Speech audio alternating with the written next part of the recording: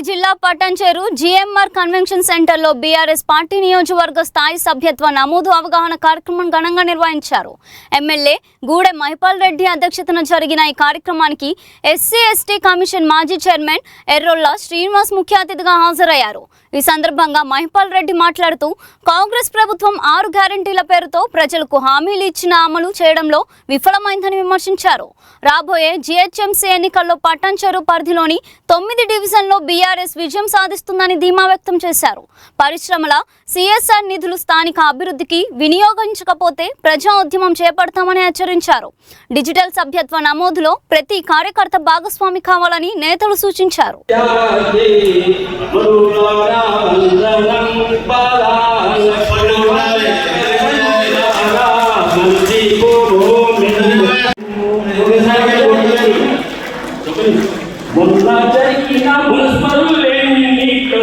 గెలిపించిన కార్యకర్త బంధువులారా వందనం.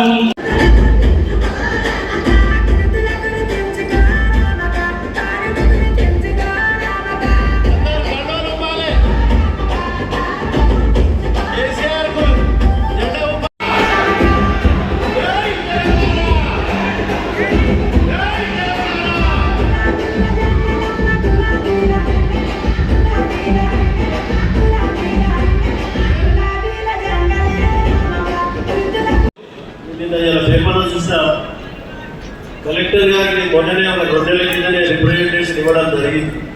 సిఎస్ఆర్ ఫండ్ విషయం, పరిశ్రమలు మన దగ్గర ఉన్నాయి, సమస్యలు మన దగ్గర ఉన్నాయి. 28 రాష్ట్రాల జనం ఇక్కడ ఉన్నారు, 25 నుంచి 30 లక్షల జనం ఇక్కడ ఉన్నారు. వారి సమస్యలు ఎడ్యుకేషన్ విషయంలో కానీ, హెల్త్ విషయంలో కానీ, స్పోర్ట్స్ విషయంలో కానీ ప్రతి విషయంలో ఖర్చు పెట్టవలసిన అవసరం సిఎస్ఆర్ ఫండ్ ఇక్కడ ఉన్నది. తెలంగాణ రాష్ట్రం ఎందుకు వచ్చింది? తెలంగాణ రాష్ట్రం మన నిధులు మన ఉద్యోగాల అంశం ఏదే తెలంగాణ రాష్ట్రం వచ్చింది. కాబట్టి దయచేసి కలెక్టర్ గారిని డిమాండ్ చేస్తా ఉన్నా, ప్రభుత్వానికి డిమాండ్ చేస్తా ఉన్నా, రిప్రజెంటేషన్ ఇవ్వడం జరిగింది. సిఎస్ఆర్ ఫండ్ ఇక్కడ ఖర్చు పెట్టిన తర్వాతనే ఇండస్ట్రీ యాజమాన్యానికి రిక్వెస్ట్ చేస్తా ఉన్నాను, బిల్డర్లకు రిక్వెస్ట్ చేస్తా ఉన్నాను. కాబట్టి ఇక్కడ ఖర్చు పెట్టిన తర్వాతనే మిగిలిన బయటికి తీసుకోవాల్సిన అవసరం ఉన్నదని చెప్పి ప్రభుత్వాన్ని డిమాండ్ చేస్తా ఉన్నాం, కలెక్టర్కు డిమాండ్ చేస్తా ఉన్నాం. లేకపోతే కలెక్టర్ ఆఫీస్ దగ్గర ఇక్కడ ఎంతమంది ఉన్నంత 10,000 మందితో ముట్టడిస్తామని ఇక్కడ హెచ్చరిస్తా ఉన్నాం. విడిచిపెట్టే క్వశ్చనే లేదు. ఎందుకు చెప్తున్నాం అంటే ఇక్కడ సమస్యలు చాలా ఉన్నాయి.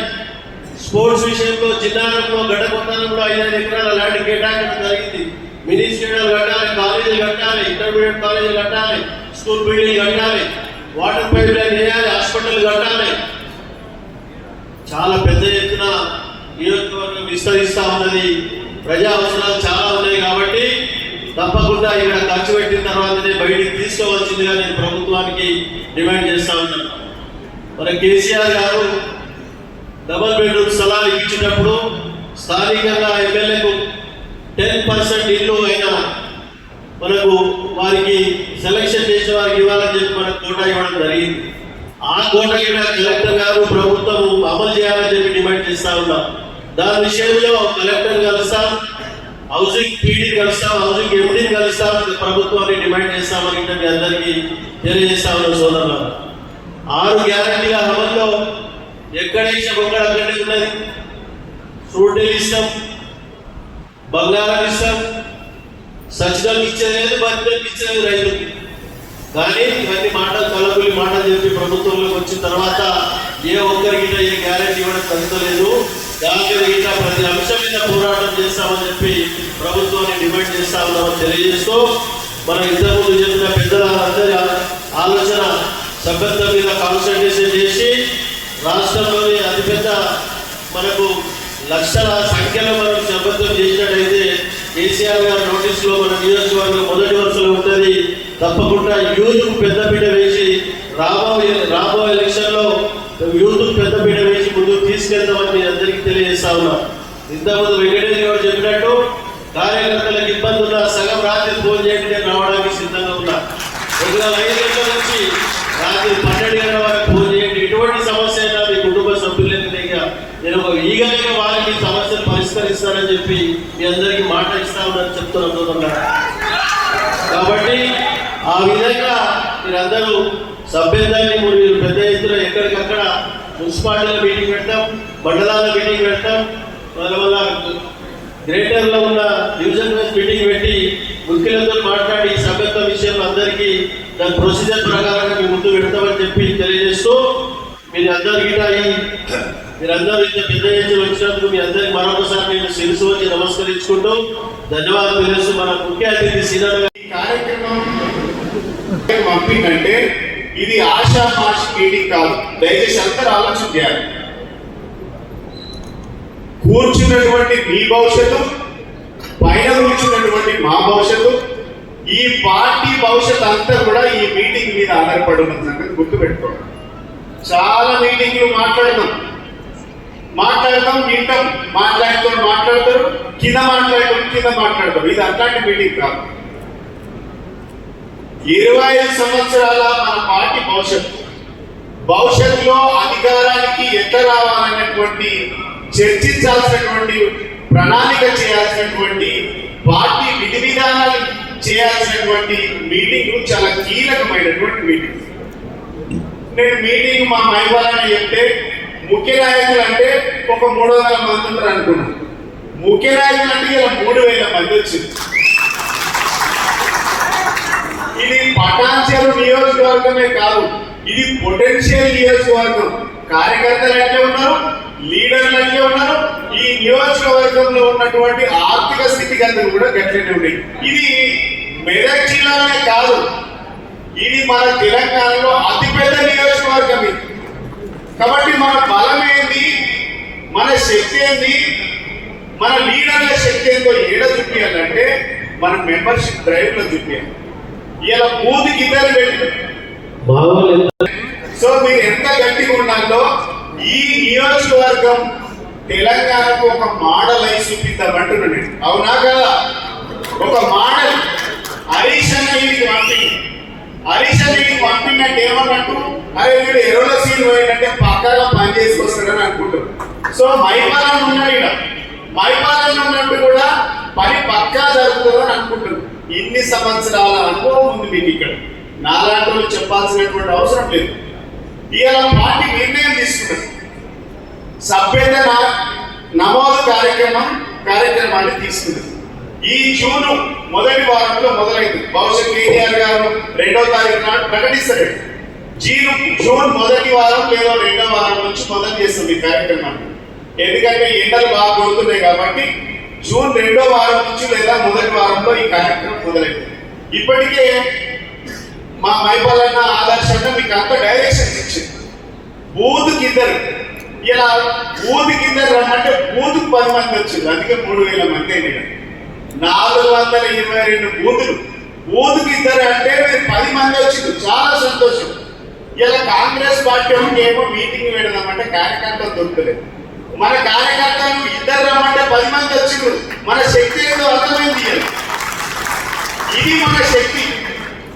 కాబట్టి బూత్కి ఇద్దరు, ఈ బూత్కి ఇద్దరు చొప్పున ఇందాక ఆదర్శన చాలా చక్కగా చెప్పింది. బూత్కి ఇద్దరు ఆండ్రాయిడ్ ఫోన్స్ తోని మాత్రమే ఈ మెంబర్షిప్ డ్రైవ్ చేయాలి. ఇది డిజిటల్ మెంబర్షిప్. ఇంతకుముందు చేసినేమో మనం బుక్కులు కొట్టించి సంతకం పెట్టించేయాలి. ఇది డిజిటల్ తోని చేస్తాం కాబట్టి చాలా పకడ్బందీగా, చాలా పద్ధతిగా, క్రమశిక్షణగా, కమిట్మెంట్ తో చేసే వాళ్ళని మాత్రమే బూత్కి ఇద్దరిని పెట్టాలని పార్టీ నిర్ణయించింది. అదేవిధంగా వాళ్ళిద్దరితో పాటు వాళ్ళు కోఆర్డినేషన్ చేయడానికి ఒక సీనియర్ కూడా పెట్టుకోవాలి. ఇలా మా మైపాలన్న ఆదర్శన ఇద్దరు కలిసి ఇలా ఈ కార్యక్రమాన్ని విజయవంతం చేయడానికి బూత్కు 3 పెట్టిండ్రు. అదేవిధంగా మండలానికి 5 మంది చొప్పున పెట్టుకున్నారు, డివిజన్కు 5 మంది చొప్పున పెట్టుకున్నారు. నా అప్పీల్ ఏంటంటే మైపాలన్నకు, ఈ డివిజన్కు 9 డివిజన్లు ఉన్నాయి, 5 మున్సిపాలిటీలు ఉన్నాయి, 2 మండలాలు ఉన్నాయి. ఈ వీటికి కార్యక్రమాన్ని మళ్ళీ హరీషన్ వస్తుంది. కార్యక్రమాన్ని ఈ మీటింగ్ చాలా మంది వచ్చినారు కదా. బూత్కు 3 అవుతారు, మండలానికి 5 అవుతారు, డివిజన్కు 9 మంది అవుతారు, వాళ్ళు మాత్రమే రేపు పేరు ఫోన్ నంబర్ ఉన్న వాళ్ళు మాత్రమే మీటింగ్కి రావాల్సి వస్తుంది. ఎందుకనంటే ఈ మీటింగ్ ముఖ్య ఉద్దేశం ఏంటంటే ఈ బూత్ కింద ఎవరైతే ఉన్నారో పార్టీ మొత్తం వాళ్ళ మీద డిపెండ్ అయి ఉంటుంది. ఆ కోఆర్డినేషన్ చేయడానికి ఒక వ్యక్తి ఉంటాడు. ఎన్నికలు ఎప్పుడు వచ్చినా సరే మనం ప్రతిసారి ఎన్నికలు చేస్తాం 100 ఓట్ల ఒకళ్ళు ఇచ్చేది పెట్టుకుంటాం. ఇలా 100 ఓట్ల కాదు, ఇలా 500, 600 నుంచి 1000 ఓట్ల వరకు ఎవరైతే బూత్ ఉంటుందో ఆ బూత్ లో ఇద్దరు పెడుతున్నాం. ఆ ఇద్దరి కోసం ఒకరి కోఆర్డినేషన్ పెడతాం. అదేవిధంగా డివిజన్ లో కూడా ఈ 8-9 మంది వరకు ఆ డివిజన్లలో కూడా వర్క్ రేపటి నుంచే జరగడానికి, ఆ డివిజన్ల వర్క్ జరగడానికి, మండలాలలో మున్సిపాలిటీలలో వర్క్ జరగడానికి కూడా ఇలా మైపాల్ అని చెప్పిన కోఆర్డినేషన్ చేయడానికి కూడా ఒక ఇద్దరు సీనియర్ లీడర్లు కోఆర్డినేషన్ వర్క్ అప్ చెప్పాలి. ఇక పనిలోకి దిగిపోవాలి. ఇట్లా ఎప్పుడు ఎన్నికలు వచ్చినా మళ్ళీ లెంకులాడు లేదు. మెంబర్షిప్ చాలా జాగ్రత్తగా చేయాలి. ఎప్పుడు ఇలా ఓటర్ లిస్ట్ లో పేరున్న వాళ్ళకి మాత్రమే మెంబర్షిప్ ఇవ్వాలి. ఎవరు పడితే వాళ్ళని మినీ ఇండియా పడచ్చు అంటే 20-29 రాష్ట్రాల జనాభా ఉంటుంది ఇక్కడ. కాబట్టి 4 లక్షల చిల్లర ఓట్లున్నాయి ఇక్కడ. 422 బూతులు ఉన్నాయి ఇక్కడ. ఈ బూత్ కి 2-3 చొప్పున ఈ పార్టీని బలోపేతం చేయడానికి దాదాపుగా మీరు 1,30,000 మెంబర్షిప్ చేయించాలి.